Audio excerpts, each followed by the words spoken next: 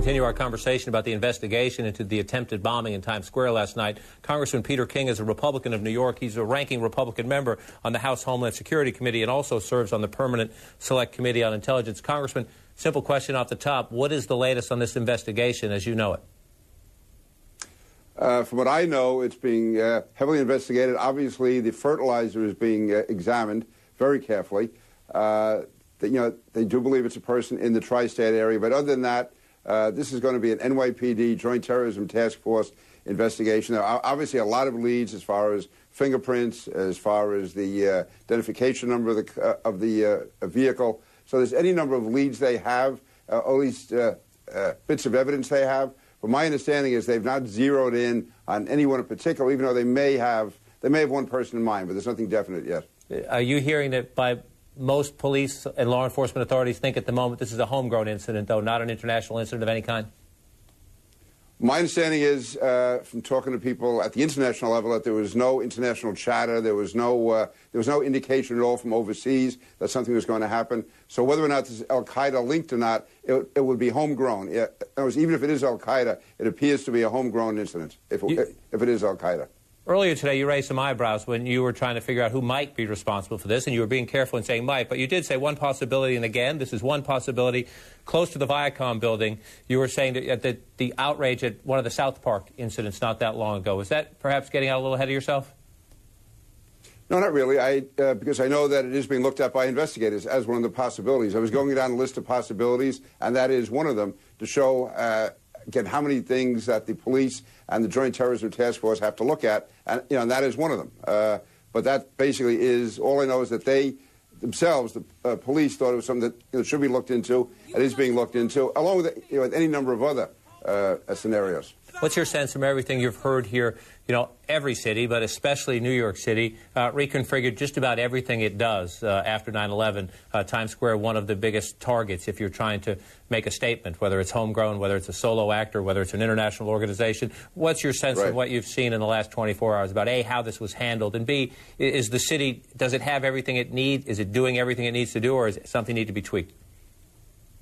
Well, the NYPD handled it perfectly. They could have not done better, starting with the tip they got, going right through as far as evacuating, as far as disabling the bomb. All that was done absolutely perfectly. What we do know, though, is that New York is the #1 target in the world, and we do definitely need more Homeland Security funding to get the job done. In particular, the President has zeroed out all the money this year for radiation detection in New York, and we believe that the next attack on Manhattan will come from the outer boroughs or from the suburbs by a vehicle. That is the most likely, and the real concern will be a dirty bomb. So last night we saw part of that. We saw a vehicle which seems to have been brought from the outside Manhattan into Manhattan, and it did contain a bomb. It was not a radioactive device, but it could have been. So I would say that the main thing we need right now is to make sure that New York City, Long Island region get their fair share of Homeland Security funding, and specifically that the Secure the Cities, which is the radiation detection program, be continued by the President and not zeroed out the way he's done it in this year's budget.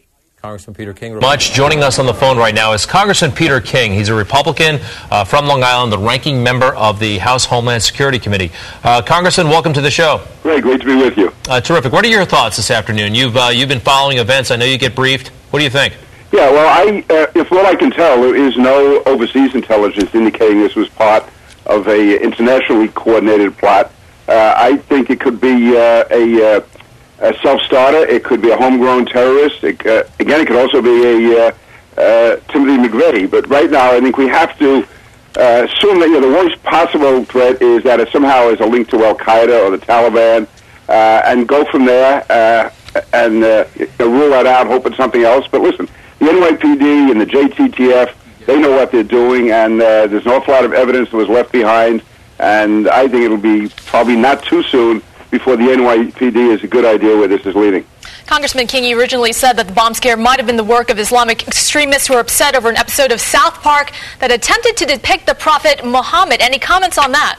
No, what I've said is that is one of the theories that was being looked at. I was talking to some people who were looking at various aspects of what could happen. It was that. That was one of them, but it also could have been the Army recruiting station. It could be any number of things. When you pick Times Square, there's any number of reasons why it could have been targeted. It could also be somebody who was targeting a bank because of the financial crisis. But I use the South Park as an example of one of the things that the police would have to be looking at, and I'm sure they are.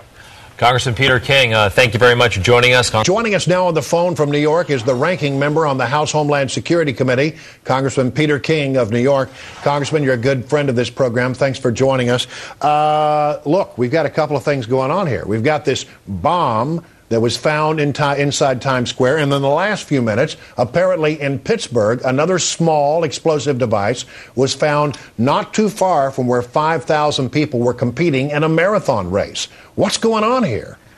Brian, this could all be a coincidence, or on the other hand, we've seen in other cases, obviously 9/11 being the most dramatic, but also in Europe where you have a bombing take place one day and a follow-up bombing take place the next. These things can run in patterns and in sequence, so we have to be very, very much on guard about that, and that's what all of this is being looked into by the NYPD and the FBI. Was this a lone wolf? Was it part of a conspiracy?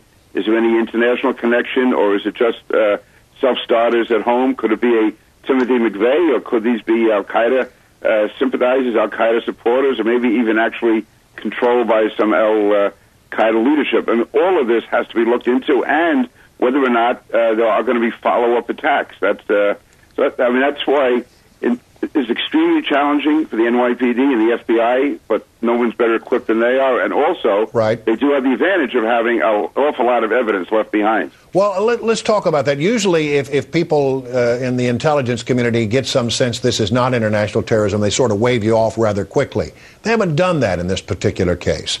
Does that give us a reason to have pause? Yeah, now let me make it clear. I have no evidence that it is international, so I'm not being cute with you. But, yeah, I can see that we've learned from the past that we cannot rule anything out. And even though people say this is amateurish, well, we saw this in London several years ago.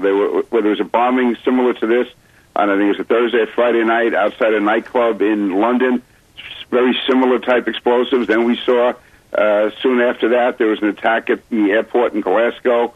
Again, similar type attack. So we can't, just because it's not done by a bombing expert, doesn't mean we can rule out an international connection or even just having a cell or operatives in this country working together. Do you have any inside intelligence, any background information on the nature of the bomb? We've heard propane tanks. We've heard maybe some fireworks were in this vehicle as well. What do you know? So my understanding is there was propane tanks. They used M80s, and it was obviously, there were timing devices. But pretty much what I've been told by those involved on the case is similar to what's been reported by the media. The explosives were M80s somehow wrapped around these tanks, and again, not overly sophisticated, but it still would have caused tremendous damage if it had gone off. Yeah, I've looked on the web today and saw some examples of what happens when a propane tank explodes. It's not an insignificant explosion. I think it was Commissioner Kelly who said this would have been a ball of fire flying through Times Square. All right. Well, Pete King, it is always good to have you here. Mayor Bloomberg, when he talked last night, pretty much seemed to say, well, the reason that New York is a target is why we need more Homeland Security money. Do you agree with that? Absolutely. We need Homeland Security funding. We are the #1 terrorist target in the world. We also need funding for radiation detectors, which has been zeroed out in this year's budget. We have to get the funding in for that. New York is the #1 target, and we have to have intelligence to spot these before they get here. But once they do get here, we have to have the best type of investigative and first responders. We have them in New York, but it's very, very expensive. There's over 1,000 police officers in New York dedicated to fighting terrorism. That's more than the size of most police departments in the country. New York Congressman Peter King, thank you so much for